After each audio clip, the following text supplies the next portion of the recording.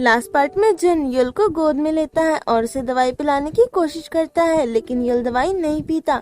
जिस पर हे सॉन्ग कमरे में आता हुआ कहता है, अगरचे तुम दोनों इसी तरह इसे दवाई पिलाने की कोशिश करोगे तो ये दवाई नहीं पिएगा। इतना कहते हुए वो वहाँ पर रखी हुई एक शीशी को उठा लेता है जो कि बहुत क्यूट और छोटी सी होती है।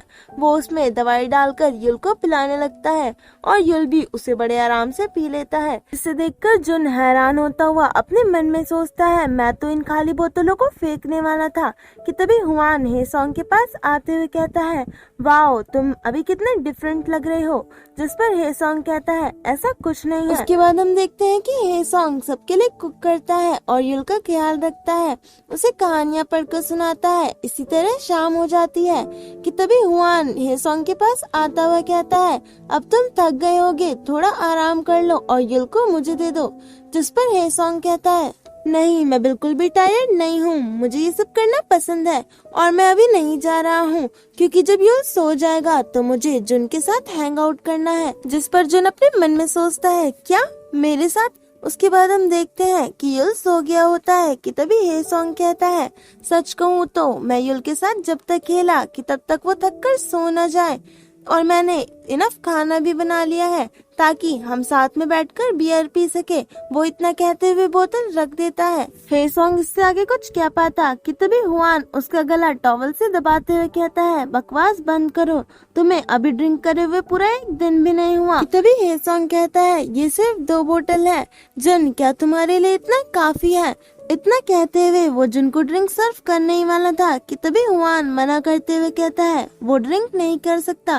जिस पर हे सॉन्ग सैड होता हुआ कहता है, क्या थोड़ा सा भी नहीं? हुआन कहता है, नहीं। जिस पर हे सॉन्ग कहता है, उसकी लिमिट क्या है? हुआन कहता है, उसकी कोई लिमिट नहीं है। इतना कहते हुए वो दोनों लड़ने लगते हैं।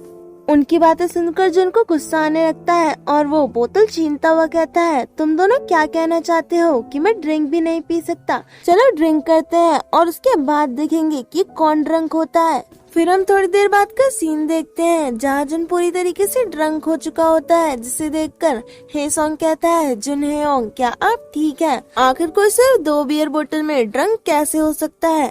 ये तो अच्छी बात है कि इनकी कोई ड्रिंकिंग हैबिट नहीं है।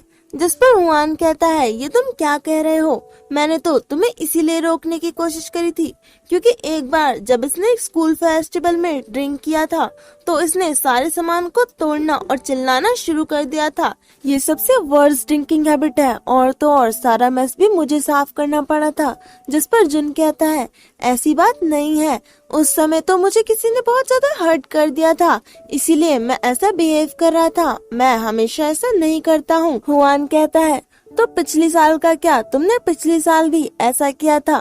जिस पर जुन कहता है, उस समय भी किसी ने मुझे बहुत ज्यादा हार्ड टाइम दिया था। जिस पर हुआन अपनी आईज रोल करता हुआ कहता है, मैं भी उस अमेजिंग पर्सन से मिलना चाहता हूँ कि तभी युल की रोने की आवाज आती है तो जुन उठकर जा ही रहा होता है कि तभी हुआन उठता है और जुन से कहता है, तुम यहीं बैठो, मैं उसे सुला कर आता हूँ। इतना कहते हुए हुआन वहाँ से चला जाता है कि तभी हे सॉन्ग जुन से पूछता है, हेयोंग क्या वो एक लड़की है?